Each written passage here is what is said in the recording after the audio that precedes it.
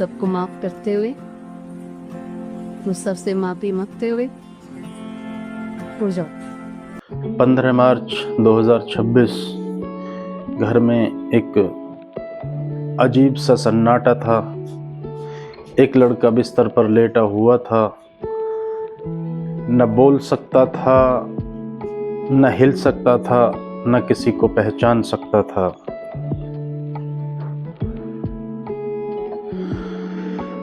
और तभी एक आवाज़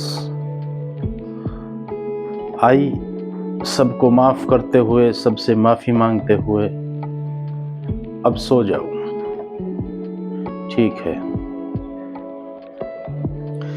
ये शब्द बोले थे ब्रह्मा कुमारी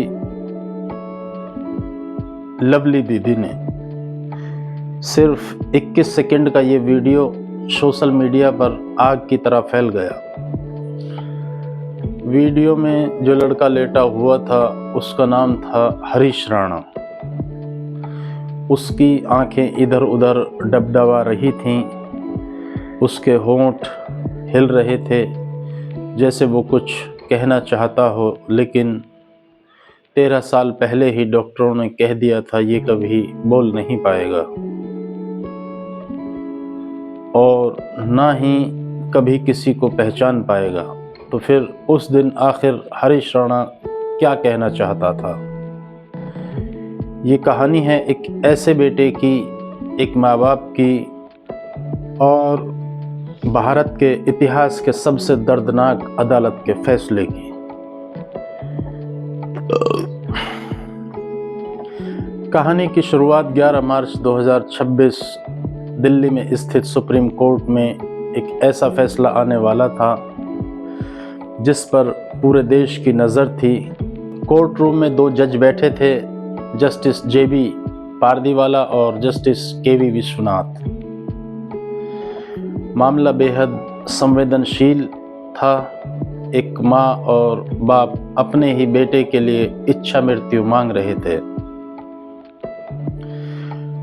कोर्ट में डॉक्टरों की रिपोर्ट रखी गई, माता पिता की बातें सुनी गई, वकीलों की दलीलें सुनी गई और फिर जजों ने कहा संविधान के अनुच्छेद 21 के तहत जीवन के अधिकार में गरिमा के साथ मरने का अधिकार भी शामिल है।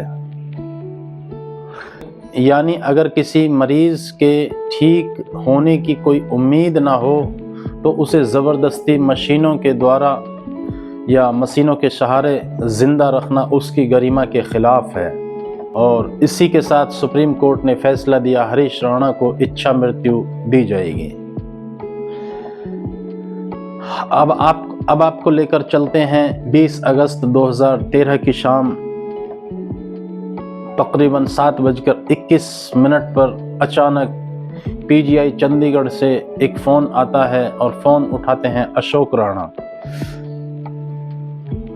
उधर से आवाज़ आती है आपका बेटा हरीश राणा हॉस्टल की 4थी मंजिल से गिर गया है। ये सुनते ही घर में हड़कंप मच गया। पास में खड़ी बहन कहती है पापा ये कैसे हो सकता है, अभी आधा घंटे पहले ही तो मेरी बात हुई थी। लेकिन खबर सच थी। पूरा परिवार तुरंत PGI चंडीगढ़ पहुंचता है और ICU के बाहर खड़े माँ बाप अपने बेटे को शीशे के पार देखते हैं। बेटा मशीनों से जुड़ा हुआ था, न बोल पा रहा था, न हिल पा रहा था। डॉक्टरों ने जो कहा वो सुनकर माँ बाप के पैरों तले ज़मीन खिसक गई। डॉक्टर बोले आपका बेटा 100% विकलांग हो चुका है,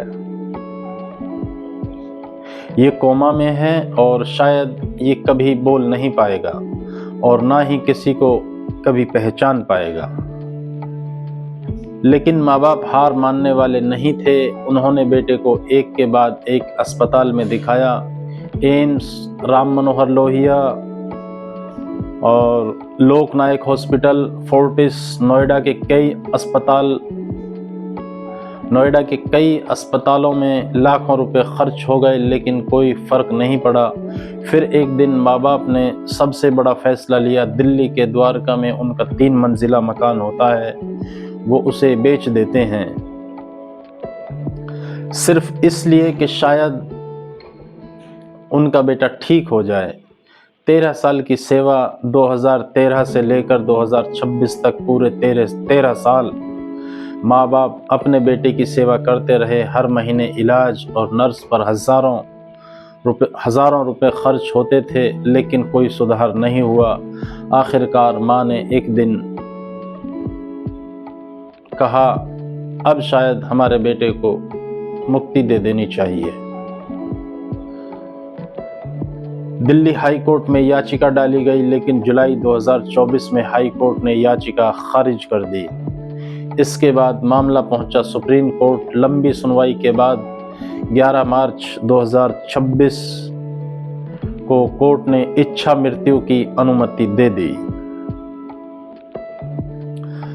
दोस्तों, जब 15 मार्च 2026 को हरीश राणा को अस्पताल ले जाया जा रहा था, तब उस कमरे में मौजूद हर व्यक्ति की आंखें नम थीं।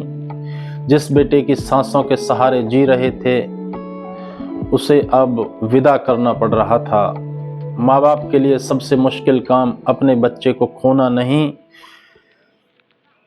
बल्कि उसे दर्द में तड़पते हुए देखना होता है।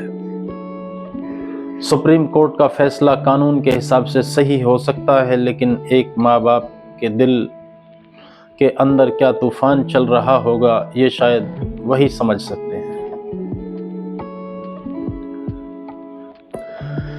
शायद डॉक्टर भी इस दिन को कभी नहीं भूल पाएंगे, शायद वे जज भी इस फैसले को कभी नहीं भूल पाएंगे, और शायद हरीश राणा के माता पिता भी अपने बेटे की वो आखिरी सांसें जिंदगी भर याद रखेंगे।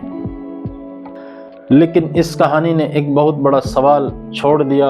अगर किसी इंसान के ठीक होने की उम्मीद ही न बचे, तो क्या उसे मशीनों के सहारे जिंदा रखना सही है, या उसे दर्द से आज़ाद कर देना चाहिए?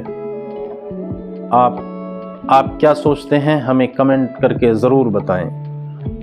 मैं हूं आपका भाई जाउद्दीन। मिलते हैं अगली एक और सच्ची और हैरान कर देने वाली कहानी के साथ। तब तक आप अपना और अपने परिवार का ख्याल रखिए। जय हिंद, जय भारत।